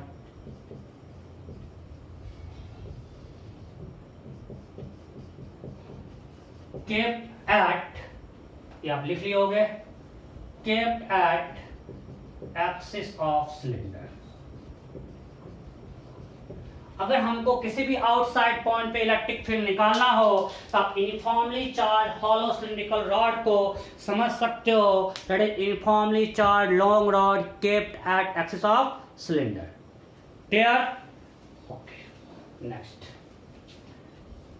सो अभी हमने किया हॉलो सिलेंडर, उसके अंदर पे निकाल लिया, बाहर के पॉइंट पे निकाल लिया, अंदर के हर पॉइंट पे जीरो, बाहर के पॉइंट पे आ गया फिर से lambda by 2 pi epsilon naught R. Sigma के टर्म में sigma A by epsilon naught R. Okay, अब आते हैं uniformly charge long solid cylinder. ठीक है, क्या है, electric field due to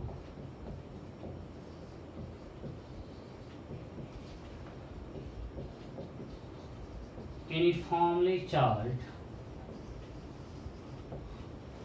long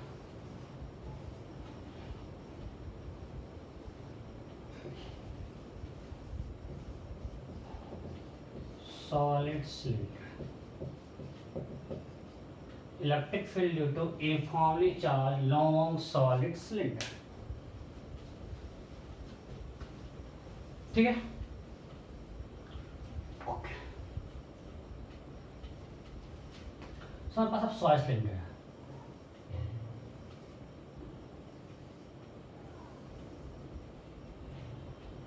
long है, ये उसका एक्सिस है, मानते हैं रेडियस ए है, और फिर से मानते हैं अंदर के पॉइंट है, कोई बाहर का पॉइंट है। ठीक है, हम पहले निकालते हैं बाहर के पॉइंट पे, electric field at point B. Axis पे सेम उसके निकल जाएगा, मतलब इसके सरफेस पे electric field at point B means R is greater than A, किसी आउटसाइड पॉइंट पे। अब मैं पूरा रिपीट करने वाला हूं, चलो फटाफट खींचता हूं। हमने उस पॉइंट से पास करता हुआ एक गॉसियन सरफेस ड्रॉ कर लिया जिसका रेडियस कुछ आर है, लेंथ एल है। Now we'll write Gauss law. E dot dA is equal to Q enclosed by epsilon naught. Now from symmetry we can say at every point electric field is radially outward. E is radially outward at every point on Gaussian surface. So फिर से हम लिखेंगे that is equal to E dot dA on flat surface plus E dot dA on curved surface is equal to Q enclosed by epsilon naught। अब बताओ, अगर cylinder solid है तो charge कहाँ पे है, सरफेस पे या वॉल्यूम पे? वॉल्यूम में। अब चार्ज कहाँ है, वॉल्यूम में, बिकॉज सॉलिड सिलेंडर है। ओके, सो यहां पे क्या बात करेंगे, चार्ज पर यूनिट वॉल्यूम, रो कूलम पर मीटर क्यूब। सो अब बताओ इसके अंदर क्या चार्ज है? जो इस वॉल्यूम में चार्ज है वही गॉसियन सरफेस के अंदर चार्ज है। ये जो वॉल्यूम है इसमें जो चार्ज है that is charge enclosed bye Gaussian surface, yes और नो? इसके बाहर कोई चार्ज नहीं है। कितना वॉल्यूम होगा? Radius a, length l, that is pi a square l। कोई डाउट है? जो चार्ज इसके अंदर है, इस गॉसियन सरफेस के अंदर एक वॉल्यूम है, दैट इसका रेडियस क्या होगा? a, तो इसके बाहर कोई चार्ज नहीं है, तो पाई a स्क्वायर l होगा। तो Q इंक्लूड होगा rho into pi a square l। ये तो जीरो हो गया। Will write E dot dA on curved surface. मैं स्पीड बढ़ा रहा हूँ, आपको पहले बहुत कुछ समझा चुका हूँ। रो इंटू, बहुत स्लो पढ़ा था मुझे भी पता है। Rho charge point volume into volume by epsilon naught, right? Okay. अब हमको देखना है गॉसियन सरफेस पे। इसके हर कर्व सरफेस पे E और D में कितना है? 0 degree. So we can write E into integration of dA into cos 0 1 हो गया on curved surface is equal to rho into pi a square L by epsilon naught. Now I have to take curved area। किसका? Cylinder का, Gaussian surface का? Gaussian surface का, because हम फिर से लिख रहे हैं गॉसियन सरफेस पे E डॉट dA। तो उसका कर्व एरिया क्या होगा? 2 पाई RL। AL नहीं होगा, 2 पाई RL, बिकॉज हमको इस सरफेस का कर्व एरिया लिखना है। Curved surface area for this cylinder is 2 pi RL. So E into 2 pi RL is equal to rho pi square L by epsilon naught. So pi got cancelled, L got cancelled. So what is E? E is equal to rho A square by 2 epsilon naught R. So what is electric field? Rho A square by 2 epsilon naught R. So electric field proportional to again 1 by R. A constant है, epsilon constant है, so it is proportional to 1 by R. अगर आप देखोगे lambda के term में, फिर ये आप छाप लियो क्या? छाप लियो ना? मैं इसको मिटा रहा हूँ।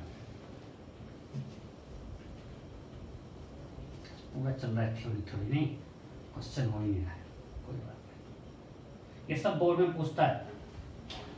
So, अगर हम लैम्डा के टर्म में देखें तो L लेंथ में कितना चार्ज इंक्लोज है?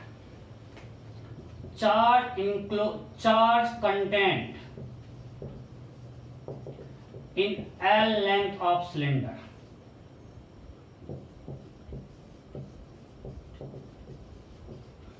Q is equal to rho into pi a square L. What is charge point length? Q by L, lambda. So rho equal to lambda by pi a square. So if you put here rho, so E equal to lambda by pi a square into a square by 2 epsilon naught R. This got cancelled. Again we got lambda by 2. So we can see for outside point, uniformly charged long solid cylinder acts like a long rod kept at its axis। खुद से लिखा ना, पिछले कैसे में लिखा था? For outside point, मैं बोल रहा हूं, लिखो for outside point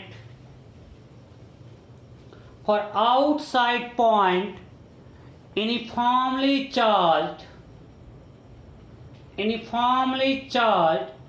long solid cylinder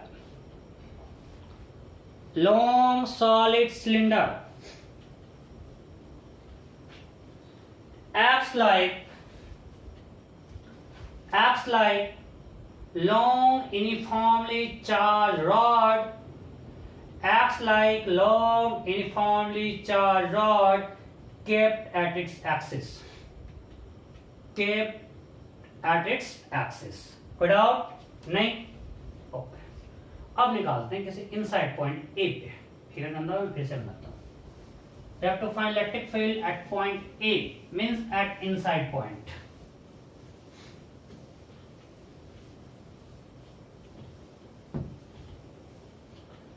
Electric field at point A means R is less than A। You have to find electric field at inside point।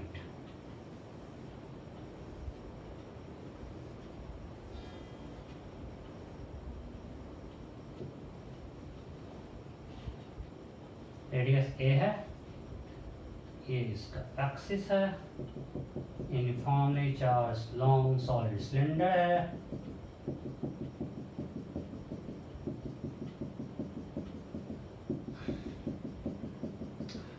Confusion में बाद में सारा कुछ रिजल्ट समराइज करूंगा, याद रखना बहुत आसान है, आपको रिजल्ट याद रखना पड़ेगा। सो हमको अंदर के पॉइंट ए पे निकालना है, मानते हैं ये इससे कुछ x डिस्टेंस पे या r डिस्टेंस पे, चलो तो हम इससे पास करता हुआ फिर एक गॉसियन सरफेस बना दिए, लेंथ कुछ l होगा, कोई फर्क नहीं पड़ता, कुछ l से कंफ्यूज मत करो, हम कुछ लेंथ l मान लिए हैं, पॉइंट ए इनसाइड पॉइंट है, at distance r is less then a means inside point. अब हमको पॉइंट ए पे इलेक्ट्रिक फील्ड निकालना है, हमने उससे पास करते गॉसियन सरफेस ड्रॉ कर लिया, right. Now will write Gauss law for this surface, will write E dot dA is equal to Q enclosed by epsilon naught. So E dot dA।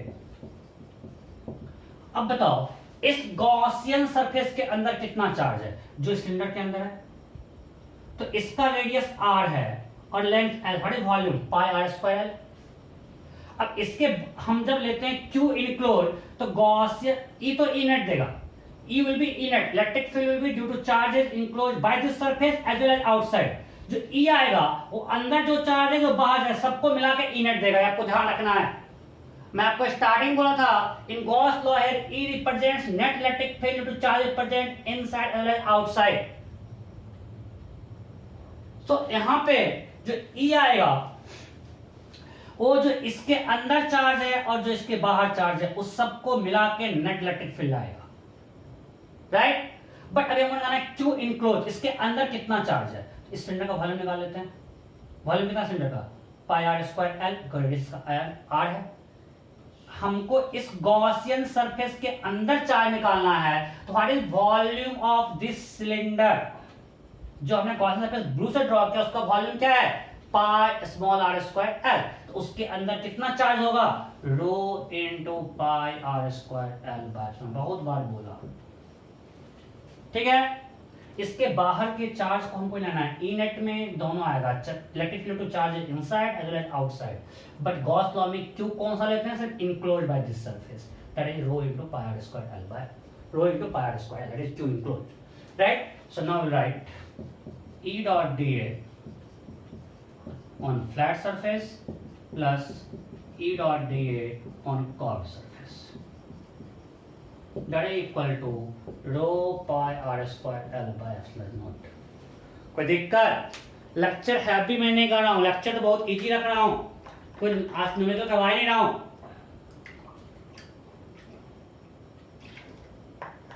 ठीक है ना, आसान है बिल्कुल। अगर दिक्कत हो रहा है एक बार और देखोगे लगेगा बहुत आसान है, कुछ नहीं है इसमें। अब फ्लैट सरफेस पे फिर से E रेडियली आउटवर्ड होगा, सो फ्लैट सरफेस पे E डॉट dA क्या हो जाएगा, जीरो। सेम थिंग तो मैं रिपीट कर रहा हूं, मैं रिपीट कर रहा हूं आपको याद हो गया होगा। फ्लैट सरफेस पे E डॉट dA क्या हो जाएगा, zero. So on this flat surface E dot dA is zero. अच्छा तो मैं ब्लू से चलो लिख दिया तो लिख दिया। E dot dA on curve is equal to rho pi square l by epsilon. अब हमको निकालना इस गॉसियन सरफेस का कर्व सरफेस है, यहाँ है नहीं, हर पॉइंट पे ईओडी एंगल कितना है, 0 डिग्री। चलो एक स्टेप और लिख लेते हैं, E into indication of dA cos 0, cos 0 1 हो गया। अब इंडिकेशन ऑफ dA किसका, ये कर्व सरफेस है किसका, गॉसियन सरफेस का। गॉसियन सरफेस पे E डॉट dA अप्लाई करते हैं, गॉसियन सरफेस रेडियस कितना है r, लेंथ कितना है l, third curve area 2 pi rl। So will write E into 2 pi rl is equal to rho pi r square l by epsilon naught. So pi got cancelled, r got cancelled, l got cancelled. E is equal to rho r by 2 epsilon naught. So E is proportional to r. Outside point पे था proportional to r, यहाँ आ गया proportional to r. E क्या आ गया, rho r by, ये आपको result याद रखना है और बाद में आपको दूंगा, एक ही बार दूंगा आपको सिलेंडर का, स्फीयर का और सीट का, तो याद करना बहुत आसान रहेगा, कंफ्यूज नहीं करना। सो ये क्या है, रो आर बाय 2 मतलब inside cylinder electric field is proportional to r because rho and cylinder constant, outside cylinder वो क्या आया था, rho a square by 2 epsilon naught r आया था, राइट, कुछ ऐसा आया था ना। So outside cylinder proportional to 1 by r, हमको याद इसलिए आता है कि हम याद रखते हैं 2 के lambda by R, lambda by 2 epsilon naught R outside point के लिए। So for outside point electric field is proportional to 1 by r, for inside point is proportional to r, right? So अगर हम ग्राफ बनाएंगे, graph कैसा होगा, अगर हम E और R का ग्राफ बनाएं ड्यू टू सॉलिड सिलेंडर, यहाँ पे E का मैग्नीट्यूड है, यहाँ पे R है, तो इनसाइड पॉइंट पे R के प्रोपोर्शनल था, और ये मैक्सिमम है यहाँ पे कितना, R का वैल्यू A रख दो, rho A by 2 epsilon naught, इसके बाद proportional to 1 by R, right. So electric field is maximum at the surface of uniformly charge solid cylinder. यहां से इलेक्ट्रिक फील्ड का मैग्नीट्यूड राइज किया, अगर ये सॉलिड सिलेंडर है, यहां से यहां, अगर हम यहां से इलेक्ट्रिक फील्ड का मैग्नीट्यूड बढ़ेगा फिर डिक्रीज करेगा, मींस कुछ ऐसा है, यहां से यहां बढ़ रहा है फिर डिक्रीज कर रहा है, राइट, कोई डाउट नहीं। So electric magnitude of electric field, magnitude of electric field is maximum at the surface of solid cylinder.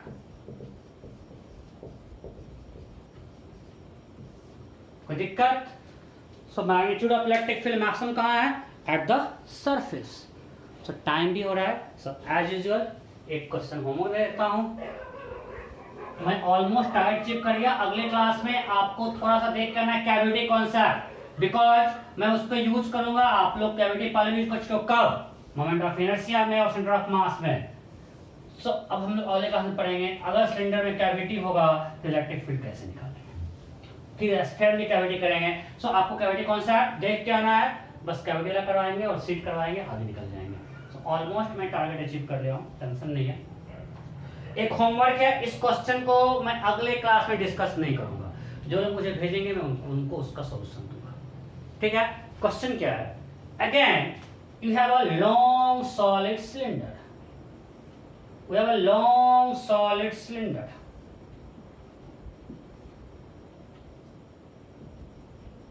ठीक है, ऑफ रेडियस a.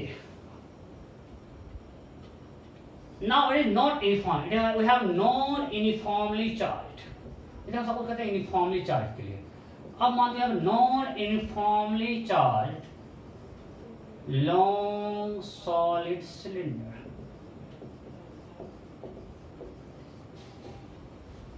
ठीक है, we have non-uniformly charged long solid cylinder having rho equal to something rho naught into r, where rho naught is constant,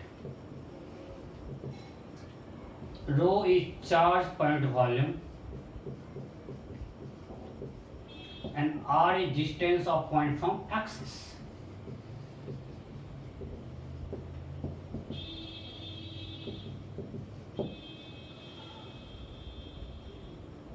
And radius a, and radius a,